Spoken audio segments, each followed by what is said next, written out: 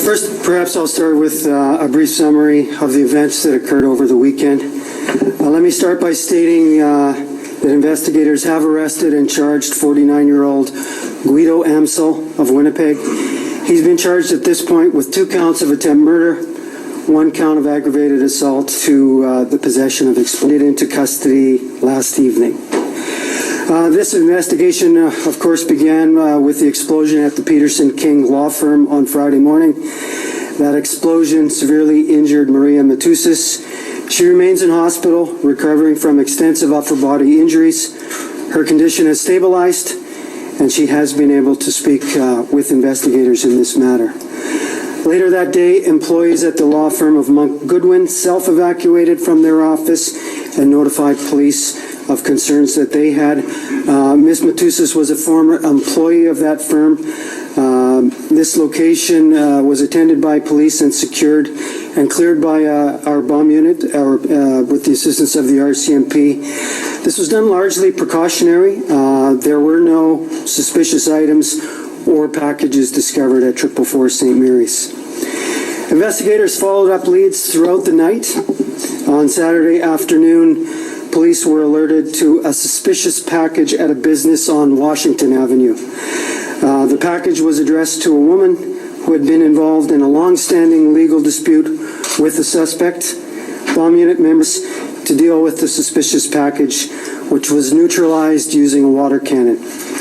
During the process, the device was detonated, and it did cause some damage to the business. There were no injuries at this event. On Saturday evening, Amsel was arrested at his residence on Pandora Avenue East, and he was taken into custody while the investigation continued. Throughout the early morning hours of Sunday, police planned for the execution of 2 search warrants that were associated to Mr. Amsel. These warrants were authorized by magistrates late Sunday morning and executed Sunday afternoon. Searches were conducted by investigators supported by bomb unit personnel at a business on Springfield Road. This business is associated to Mr. Amsel, as well as a search warrant was executed at Amsel's residence on Pandora Avenue East, again with the assistance of the bomb unit. This explosive device had been sent there through the roof of the buildings. Washington's ex-wife, we know associated to the business on Washington Council that formerly worked at the Stradbrook firm, had represented Amsel in past legal proceedings. Last night, we sent notification to the general public and to specific justice officials to be alert for suspicious packages. Investigators clearly, we don't know how many packages may have been sent out. I can inform you that right now we are currently managing a scene at the Canada Post Depot on McDermott Avenue, and this was really in response to the notification that we sent out last night. Police were alerted to of a suspicious package at the Canada Post Depot just before 10 this morning. Units are on scene there now. I haven't had an update from them on any of the events there.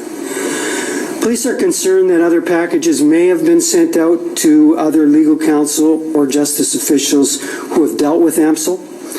Police are asking those individuals to be aware and to be diligent in alerting police to any specific packages or items that may be addressed to them.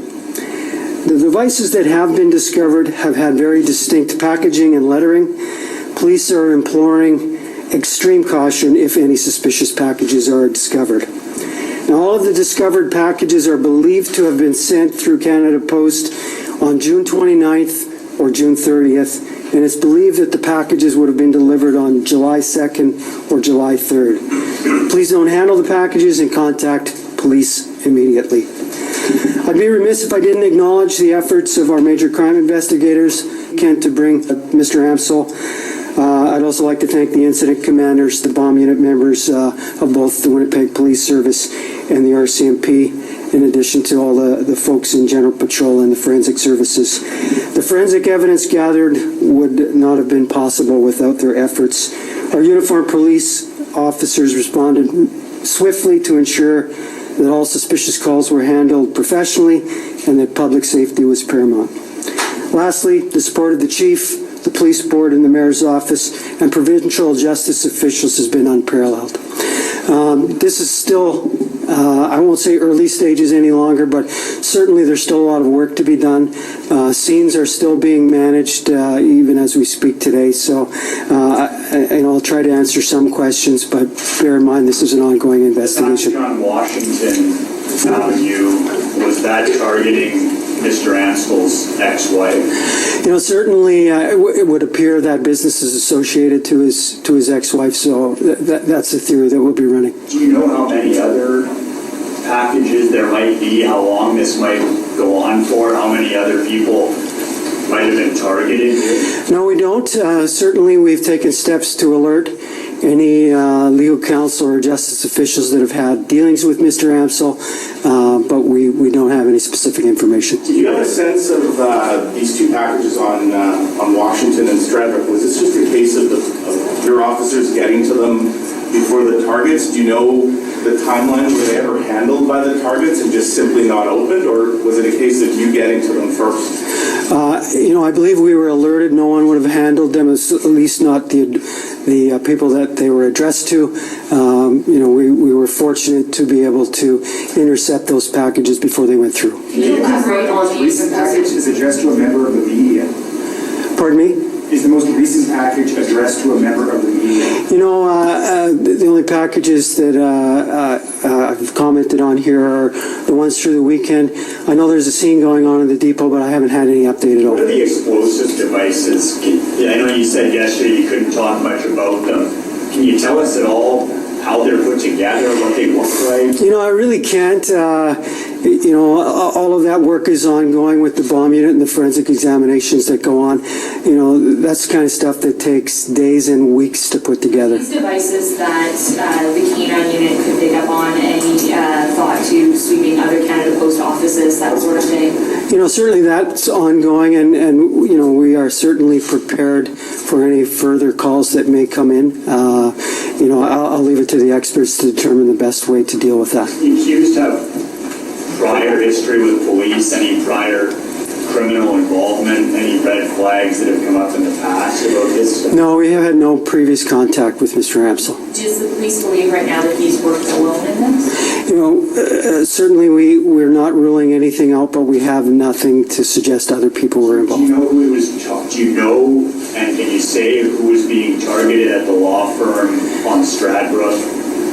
I'm not prepared to release those details. It's part of the ongoing investigation. It would be inappropriate to comment on the witnesses or the targets at this point. Warrants yesterday didn't turn up anything of note. No other explosives found to either the business or the residence. Those searches are still ongoing.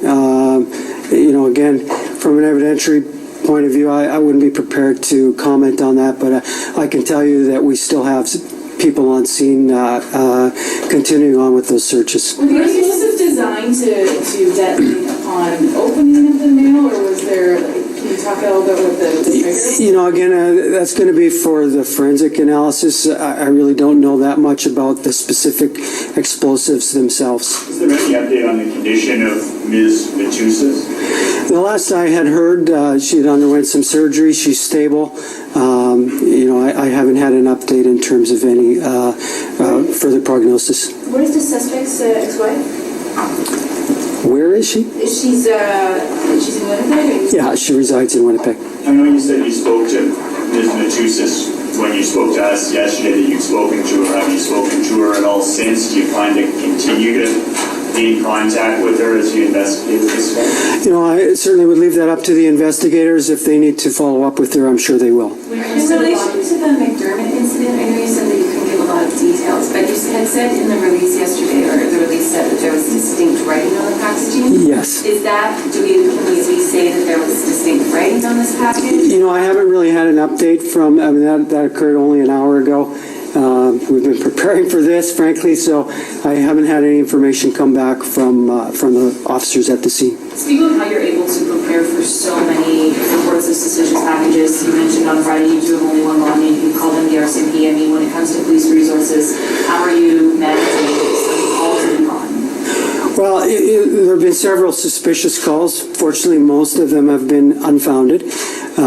Or the ones that have are people have done a tremendous job, staying focused and in the investigation.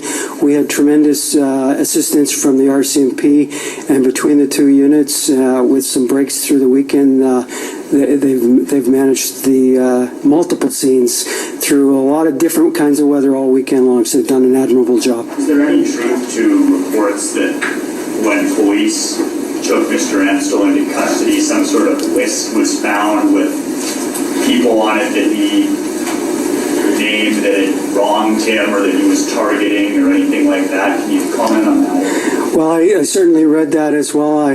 That's a tremendous source. I wish I had that source too. No, certainly we're not aware of any list that was provided or discovered. Can you comment on the motivation then? As near as we can tell at this point, it looks like there was a long-standing legal proceeding that has been ongoing for several years, and that's about as much as I can comment on at this point. Are you able to elaborate on what led you to the accused? Was it information from Ms. Matusas? Was it? What led us to which? To the accused. Certainly, once we started confirming the links between the associations between the three, the River Avenue law firm, the Stradwick law firm, and the Washington business, it became evident.